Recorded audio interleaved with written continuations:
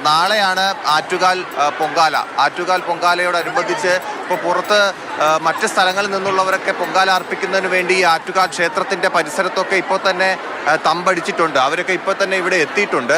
ഇപ്പോൾ ഈ ഇന്നത്തെ ദിവസം എന്ന് പറയുന്നത് ഈ പൊങ്കാല അർപ്പിക്കാനായി മറ്റ് സ്ഥലങ്ങളിൽ നിന്ന് എത്തിയവരൊക്കെ ഈ ദർശനത്തിന് വേണ്ടി ആറ്റുകാൽ അമ്മയെ കണ്ട് ദർശനം നടത്തി അവസാനവട്ട ഒരുക്കങ്ങളൊക്കെ പൂർത്തിയായതിനു ശേഷം പൊങ്കാല അർപ്പിക്കുന്നതിന് വേണ്ടിയുള്ള ഒരു തയ്യാറെടുപ്പാണ് ഇന്നെല്ലാവരും ലക്ഷ്യമിടുന്നത്. അതിനു വേണ്ടിയിട്ട് ആ തിരക്ക് ഇപ്പോഴും ഉണ്ട്. ഈ തിരക്കെന്ന് പറയുന്നത് ആ ബണ്ട് റോഡ്, ഈ ആറ്റുകാൽ ഇവിടുന്ന് ആരംഭിച്ച ആ ബണ്ട് റോഡ് ഭാഗത്തേക്ക് ആ തിരക്ക് വ്യാപിച്ചിട്ടുണ്ട്. അപ്പോൾ അത്രയും വലിയ തിരക്കാണ് ഇവിടെ അനുഭവപ്പെടുന്നത് എന്നുള്ളതാണ് വളരെ പ്രധാനപ്പെട്ട കാര്യം. ഇനി ചടങ്ങുകളെ പറ്റിയൊക്കെ പറയുകയാണെങ്കിൽ ഇന്നിപ്പോൾ നാളെ 9:45 അടുപ്പ് വെട്ട് ചടങ്ങ് എന്ന് പറയുന്നത്. അത് കഴിഞ്ഞതിന് ശേഷം 2:45 പൊങ്കാല നിവേദ്യം എന്ന് പറയുന്നത്. അപ്പോൾ ആ രീതിയിലാണ് നാളത്തെ ചടങ്ങുകൾ. അതിന് മുന്നോടിയായി ഇന്ന് ഇപ്പോൾ ഈ വരുന്ന വഴിയിലൊക്കെ നമുക്ക് കാണാൻ കഴിയും എല്ലാ സ്ഥലങ്ങളും, അത് ചെറിയ ചെറിയ അമ്പലങ്ങളാണ്. ആറ്റുകാലമ്മയുടെ ചിത്രം വച്ച് പൂജിക്കുന്ന കാഴ്ചകൾ നമുക്ക് കാണാം. അവിടെ എല്ലാം ചെറിയ ചെറിയ അമ്പലങ്ങളാണ്. എനിക്കൊപ്പം ഇന്ദുലേഖയും ഉണ്ട്.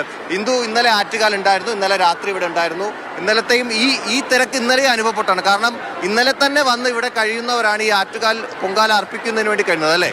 നമുക്കറിയാം, ദിവസങ്ങൾക്ക് മുമ്പ് തന്നെ വന്ന് പൊങ്കാല അടുപ്പ് കൂട്ടി സ്ഥാനം പോകാതിരിക്കാൻ വേണ്ടി അവിടെ ഇരിക്കുന്ന അമ്മമാരെയൊക്കെ നമുക്ക് കഴിഞ്ഞ കൊല്ലം തൊട്ട് കാണുന്നതാണ്. ഇന്നലെ വന്നപ്പോഴും അത് തന്നെയായിരുന്നു അവസ്ഥ. റോഡിലൂടെ ഒന്നും സത്യം പറഞ്ഞാൽ വാഹനം ഇറക്കാൻ കഴിയത്തില്ലാത്ത വിധത്തിലുള്ള തിരക്കുണ്ടായിരുന്നു.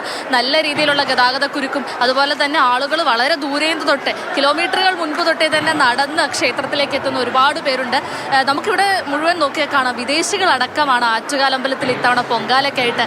എന്താണ് ഇവിടെ നടക്കുന്നത്, എന്തൊക്കെയാണ് ഇവിടുത്തെ ആചാരങ്ങൾ അനുഷ്ഠാനങ്ങളെന്ന് അറിയാൻ വേണ്ടി പുറത്തു നിന്നെത്തിയ ആൾക്കാരടക്കമുണ്ട്. അതുപോലെ തന്നെ ഇത്തവണ പല ദേശങ്ങളിൽ നിന്നെത്തിയ ആൾക്കാർക്ക് പറയാനായിട്ട് ഒരുപാട് കഥകളും വിശേഷങ്ങളും ഒക്കെ ഉണ്ടെന്ന് പറയാം. കാരണം നിറയെ അനുഭവങ്ങൾ, ഒരുപാട് വർഷത്തെ കഥകളൊക്കെയാണ് ഇവർക്കെല്ലാം പറയാനുണ്ടായിരുന്നത്.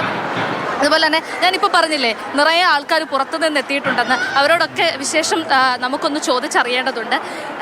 ഇവിടെ എല്ലാം നിറയെ റെസ്ട്രിക്ഷൻസ് ആണ് കേട്ടോ. കാരണം ഒരുപാട് ആളുകളെല്ലാം വന്നു പോകുന്നതുകൊണ്ട് തന്നെ പോലീസ് വളരെയധികം രീതിയിലുള്ള ബുദ്ധിമുട്ട് അനുഭവപ്പെടുന്നുണ്ട്. ഇവരെ എല്ലാവരെയും ഒന്ന് കറക്റ്റ് എത്തിക്കാൻ. Excuse me,